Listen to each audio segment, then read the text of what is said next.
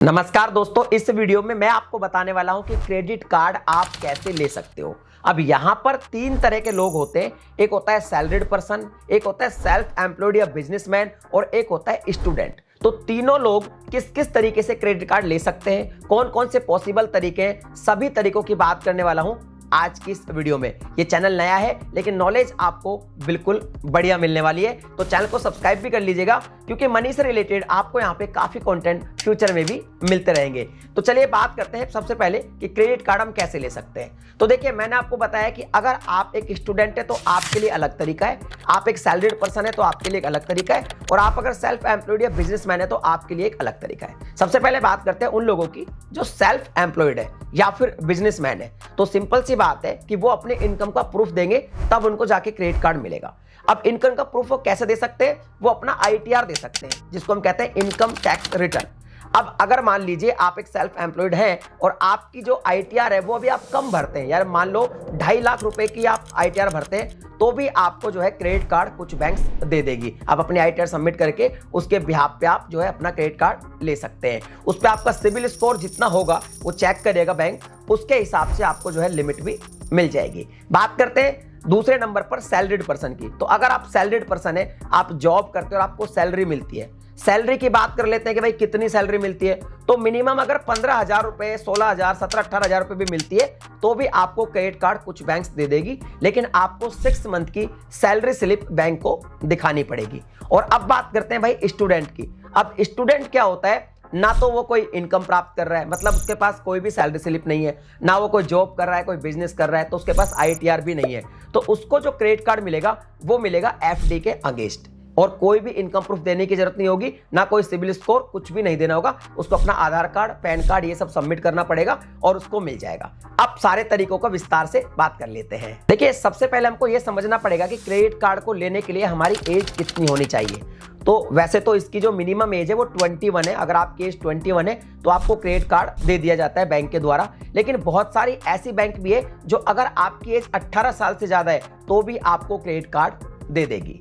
अब यहाँ पे सबसे पहले तरीके की बात करते हैं जिस तरीके से आपको क्रेडिट कार्ड मिलता है, और इसको कहते हैं ऑन कॉल ऑफर या फिर प्री अप्रूवल ऑफर। इसमें क्या होता है कि अगर आप चाहे स्टूडेंट है या फिर आप सेल्फ एम्प्लॉयड है या फिर आप सैलरीड पर्सन है, उससे कोई मैटर नहीं करता। लेकिन अगर आपका ऑलरेडी बैंक में अकाउंट है और आप अच्छा ट्रांजैक्शन कर रहे हैं तो आपको एक कॉल आती है बैंक की तरफ से कि भाई आपके जो अकाउंट है उस पर एक क्रेडिट कार्ड का ऑफर आपको दिया जा रहा है, और आपको एक क्रेडिट कार्ड दिया जाएगा बिना किसी डॉक्यूमेंट्स के। जो डॉक्यूमेंट्स आपने अपने बैंक अकाउंट को ओपन करवाने में जमा कराए थे उसी के बिहाफ पे आपको जो है क्रेडिट कार्ड दे दिया जाएगा। अब लिमिट जो है वो बैंक खुद के अपने हिसाब से सेट करेगा, आपके ट्रांजैक्शन के बेस पे सेट करेगा। तो अगर आपको कोई कॉल आता है, प्री अप्रूवल ऑफर मिलता है या कोई ऑन कॉल ऑफर आता है, तो जैसे आपको कॉल आए आपको क्रेडिट कार्ड चाहिए तो आप उस पर जो है एग्री कर ले और आपको क्रेडिट कार्ड दे दिया जाएगा। यहाँ पर एक बात और ऐड करना चाहूंगा। देखिए, क्रेडिट कार्ड जो है वो प्राइवेट जो बैंक्स हैं वो भी प्रोवाइड करते हैं, जैसे एक्सिस हो गया, आईसीआईसीआई होगा, एचडीएफसी हो गया या कोई कोटक महिंद्रा हो गया। और जो गवर्नमेंट बैंक है, जो जिनको हम पब्लिक बैंक बोलते हैं, जैसे एसबीआई है या फिर पीएनबी है, बैंक ऑफ बड़ौदा है, ये बैंक भी क्रेडिट कार्ड देती है। लेकिन जो प्री अप्रूवल ऑफर की जहां तक बात है तो ज्यादातर जो कॉल्स आते हैं, या मैं यूं कहूं सभी कॉल जो आते हैं ये आते हैं आपको प्राइवेट बैंक से। गवर्नमेंट बैंक से कॉल बहुत ही कम मात्रा में आपको देखने को मिलते हैं या फिर नहीं मिलते। जो भी प्री अप्रूवल ऑफर है ये प्राइवेट बैंक आपको ज्यादा करेगी, और इसमें जो ज्यादा से ज्यादा आपको जो है चांसेस होंगे क्रेडिट कार्ड मिलने के, वो होंगे या तो एचडीएफसी बैंक के द्वारा या फिर आईसीआईसीआई बैंक के द्वारा या फिर एक्सिस बैंक के द्वारा। अब बात करते हैं कि अगर मान लीजिए आप एक सेल्फ एम्प्लॉयड और आईटीआर जो है फाइल करते हैं, और मान लीजिए आपकी जो आईटीआर है वो 2.5 लाख रुपए ही है, यानी आप बहुत मिनिमम आईटीआर भर रहे हैं, तो आपको क्रेडिट कार्ड तो दे दिया जाएगा। लेकिन बैंक में जो क्रेडिट कार्ड होते हैं वो भी अलग अलग तरह के होते हैं। यानी मान लीजिए सपोज एग्जांपल के लिए एचडीएफसी बैंक है तो उसके भी बहुत सारे कार्ड है, तो आपको एक बेसिक सा कार्ड ही दिया जाएगा और उसके हिसाब से ही आपको जो है आगे जो है इंक्रीज किया जाएगी लिमिट। जैसे कि मान लीजिए बाद में आपकी आईटीआर बढ़ जाती है या स्टार्टिंग में ही आपकी आईटीआर ज्यादा है, तो आप समझ लीजिए आपकी जितनी ज्यादा आईटीआर होगी उसके हिसाब से आपको बढ़िया कार्ड प्रोवाइड किया जाएगा। लेकिन अगर 2.5 लाख भी है आपकी आईटीआर तो आपको एक बेसिक कार्ड तो मिल ही जाएगा। इसके अलावा एक तरीका ये भी है कि मान लीजिए आप प्राइवेट बैंक्स में प्रीमियम अकाउंट ओपन कराए हुए हैं। अब ये प्रीमियम अकाउंट होता क्या है उसको समझ लीजिए।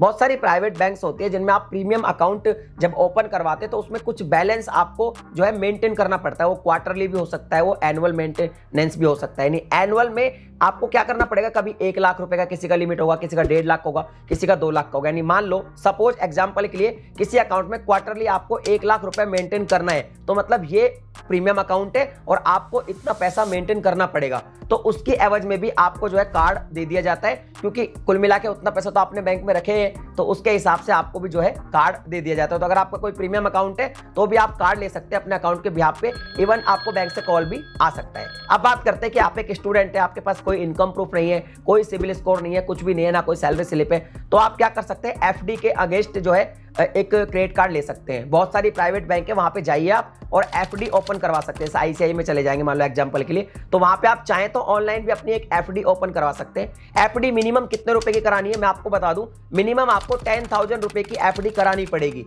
तब जाके आपको क्रेडिट कार्ड मिलेगा उस एफडी के बिहाफ पे।